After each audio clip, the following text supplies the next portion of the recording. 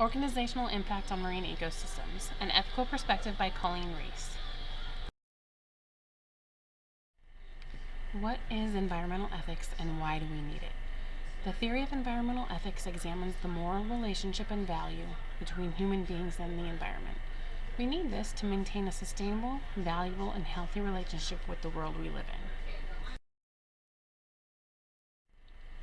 The earliest memory I had given to marine conservation was after watching the movie Free Willy. The end of the movie had a positive message about wildlife conservation that prompted my aunt to contact the Oceanic Society and learn about their Adopt a Whale program. The adoption lasted 2 years, and anyone who participated received a certificate that included a photograph of the whale's tail, its name, and a brief summary of the animal's history. Kiko was the name of the humpback whale I adopted. I treasured that certificate for years to come. It could be just coincidences that I was born on Earth Day or that my favorite color is green. Or it could be the universe drawing me closer to an unknown passion. Either way, I feel the adoption experience was the defining moment of my outlook on not only the marine ecosystem itself, but the entire environmental landscape that we have the pleasure of calling home.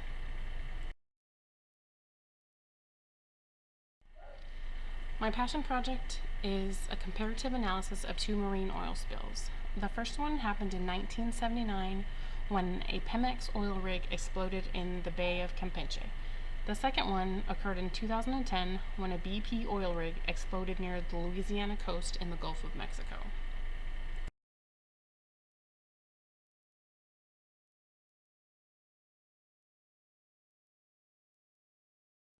Here's a timeline of the Pemex oil spill.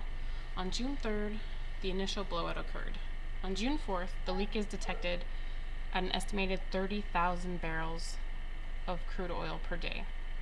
On June 15th, the spill response begins. July 15th, steel, iron, and lead balls were pumped into the well, reducing flow to 10,000 barrels per day. On December 1st, Mexican authorities built 2 relief wells. And it wasn't until March 23rd of the following year when the well was finally capped, with a resulting 126 million gallons of oil over a 10-month period spilling into the ocean. Pemex was able to escape liability due to the fact that it was a state-owned organization, falling under sovereign immunity of the FSIA.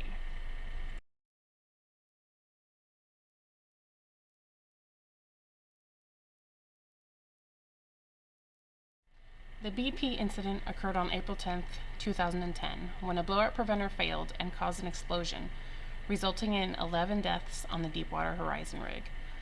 April 24th saw the first oil leak. April 25th, the U.S. Coast Guard estimates the leak at 1,000 barrels per day. April 26th, there were 15,000 gallons of dispersants used to control the leak. Dispersants are a little like dish soap in that they help separate or break down the oil to make it more manageable in order to contain the spread of the oil. In total, over 770,000 gallons of dispersants were used over the 6-month period. April 27th, the investigation was launched by U.S. Departments of the Interior and Homeland Security into what caused the explosion. Through April 28th to July 15th, there were several failed attempts and techniques that were used in order to try and stop the leak. It wasn't until September 19th that BP was finally able to seal off the well. These timelines are abbreviated. They just serve as a rough idea of the events surrounding each spill and how the actions and responses compared to both events. Environmental impacts include disruptions in nearby marine ecosystems and the fishing industry. One study has shown that fish assemblages and compositions of nearby landings changed immediately after the spill, with another impact 2 to 3 years later in commercial landings, most likely due to impacts in the larval stages. Documentations performed by Soto and Gonzalez found trace metals and hydrocarbons found in oil in the shellfish and shrimp, and locational disparities in seabed and nearby estuarine vegetation within Pemex oil extracting perimeters.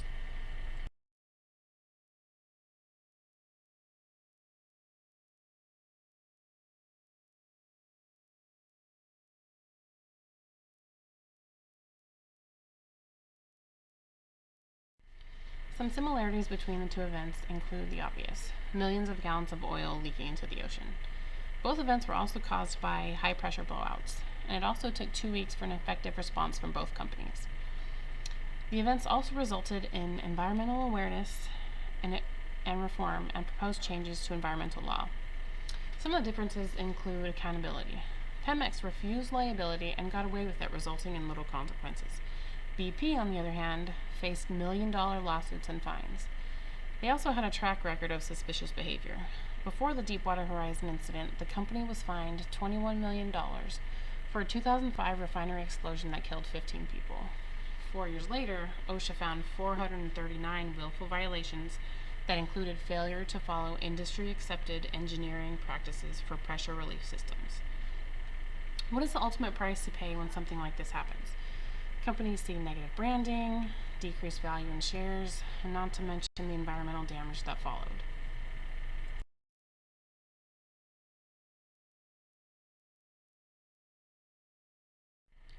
Why do individuals and organizations act unethically? Sometimes it's because of psychological factors like greed, feeling of power, feeling of success. Other times, it's lack of ethical standards in the industry. Oil companies are large corporations with a focus on profit and success. That's what drives them. And there's also a lack of environmental awareness. There's an observed lack of emphasis on the value of the relationship between humans and their environment. And last, there's just a lack of reform and regulation. Sometimes it takes these tragic events for anyone, organizations and government agencies included, to react. We need to be proactive and focus on risk management and sustainability.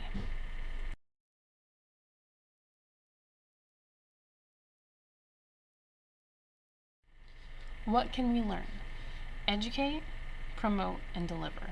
Ethical standards should not be limited in protecting a business, its employees, or its shareholders. They need to be adopted by society in order to preserve the interests of humanity and the symbiotic relationship it has with the environment.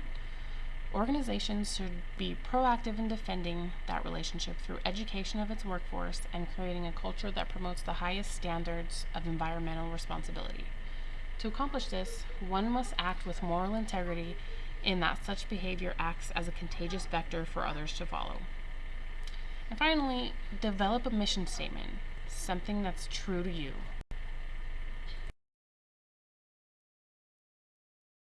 What is your mission statement? Environmental ethics mission statement. Mine is to inspire others through storytelling, education, and creating a clear vision of a greener life for us all. The following slide is a quote from a well-known novelist, poet, and environmental activist.